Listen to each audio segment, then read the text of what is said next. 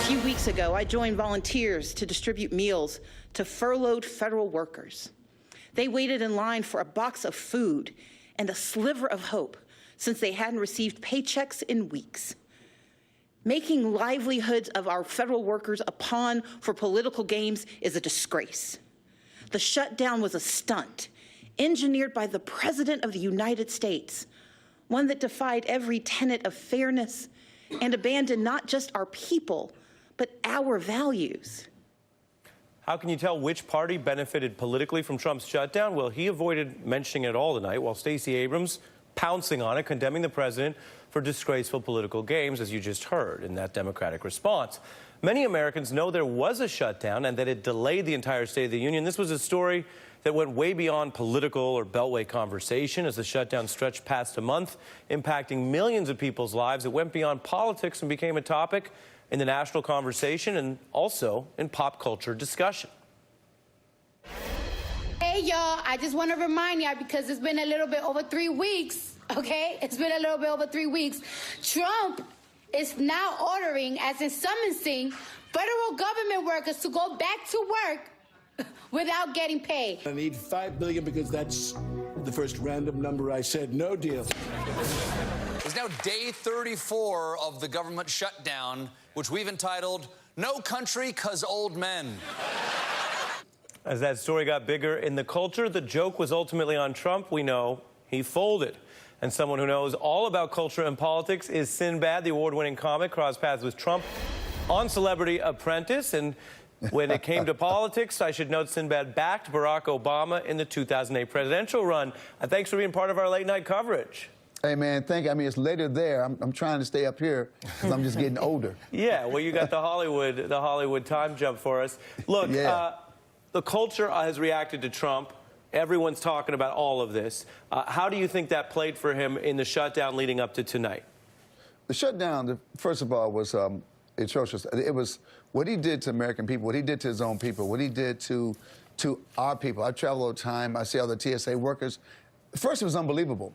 And he was trying to play that game of I'm bigger than you, and you're gonna bow down to me, and it didn't happen. And I appreciate Nancy Pelosi and all those who stood strong and say, well, no, we're not going to give you what you want. You're not going to be this bully. His whole thing has been about being a bully. His own format, his whole platform is about being a bully. But don't hit me. I'll hit you, but don't hit me. Yeah, and you mentioned Speaker Pelosi. I want to play some of the reaction because, again, in seeing how this plays out now so quickly in real time on the internet, people were really reacting to the way she kind of had her shade. Take a look.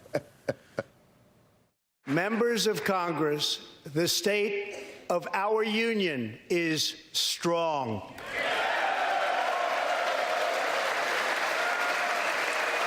Ridiculous partisan investigations.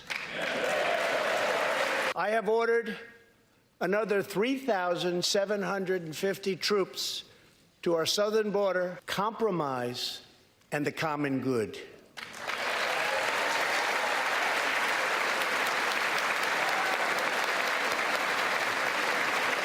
Our political panel's still here.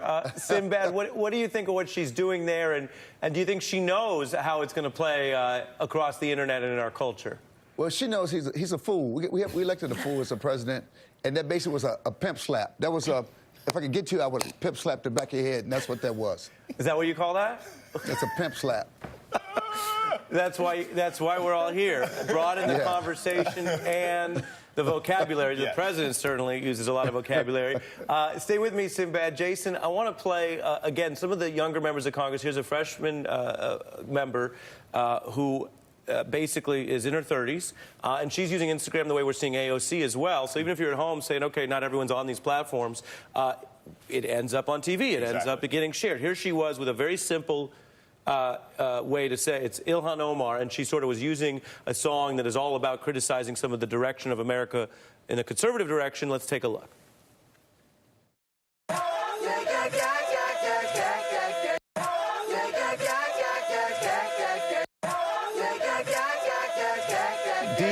decode, because the news, we learn things. Decode for viewers who are saying, well, what's she doing? What's that song? What's this all about? So she is saying, I am America. This is Childish Gambino's Donald Glover, This Is America.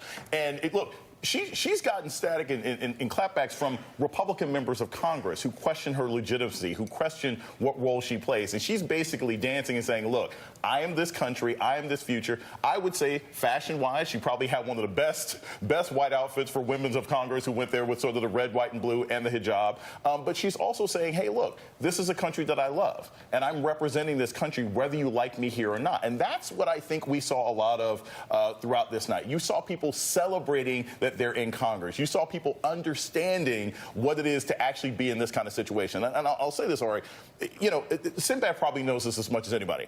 You know, he not only had the opportunity to be with Donald Trump on The Apprentice, right? He was also with Schwarzenegger and General All the Way. He's been around politicians before. And a good politician is somebody who knows how to manipulate popular culture. They know how to take TV and movies and turn that into something political. Well, and that's Sinbad, you know what Schwarzenegger always says? He always says, get to the chopper. You know what it is, man? I worked for him back in the day. In the 80s, I worked for him in Atlantic City. He was always a con artist, but it didn't affect anybody. It was good for the casino. He destroyed Atlantic City. He could have actually built something great there, but he jacked that up also because he's not as good as he says he is. Everything about him is fake, but he's a great con man. I give him this. He became president of the United States, will always be a black eye to us because we let a con man. This country is a great country. With all the problems we have, if there's no hope here, there's no hope anywhere. Even people that hate us need us to be smart, and this was not a smart play. Mara? Sinbad, Mara Gay here from the New York Times. Question for you. How do you deal with a bully like Donald Trump? Well, you know what? I don't believe in that they go low, we go high. They go low, you snatch them down to where you're at. Because this is the kind of bully, that you have to fight. I'm glad people are fighting back. Now realizing he became president because nobody fought back. Everybody took hands off and said, hey, I'm not going to take him serious. Sometimes you have to tap back. Yeah. Susan, I wonder what you think, looking at the show of force from the women in the audience, is a reminder of why it can be useful to get our elected government in one room together, right, and have America see it. There were other Democrats who said, he's so terrible we should boycott, or people at home who say, what's the point of all this? Could you see any silver lining there, though, to see the new Congress, to see the interaction? I actually think that's an excellent point, Ari, because when you do pan the room, you do see our diversity. You do see more women elected. It stood out. Unfortunately, there was not enough on that on the other side of the aisle, on the Republican side. But it is important, and I think maybe after the State of the Union, the president may have wished that invitation necessarily was reissued, if you will, because I do think that is part of the narrative of this address. Now, oh, I'm sorry. Well, I was just going to ask Sinbad, I want to show one more thing, which is a Chris Murphy tweet, which goes back to how you deal with Trump, or as you call him, a bully.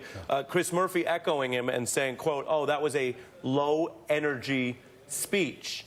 And on the one hand, you know, everyone on Twitter is like, oh, snap. But on the other hand, doesn't that reinforce Donald Trump's messaging? Do you think that's the right way to deal with someone like that? You know a lot about one-liners and how to get people focused. See, here's the thing about Trump. He doesn't care what you say because he doesn't feel anything. He's the kind of guy, no matter what you say about him, it just goes right through. Like we say Teflon, that's why you have to come at him hard. You have to get, I'm glad they're investigating him, war investigation. I like when he speaks because all the dumbness comes out. So when he speaks, we get to pounce and show who he really is. And I'm loving him talking. I'm loving these speeches. You are, because you think it opens up more vulnerabilities for him? Well, it shows the people that voted for him, like, man, what did you vote for? How do you stand in this line still? How do you still stay on this side? How do you still say, I support this, if he's done nothing for you or for the country, for the people? How do you still say, I'm with this man? Sinbad, you make it plain, so we like having you as part of our political coverage. Maybe we do this every State of the Union. I don't know. I will do my next State of the Union when I run. I shouldn't talk about it right now, but we will be gathering in Iowa. In the cold. All right. Sinbad Margay, Jason Johnson, and Susan Del Percio, thanks to everyone for joining our special coverage. Next,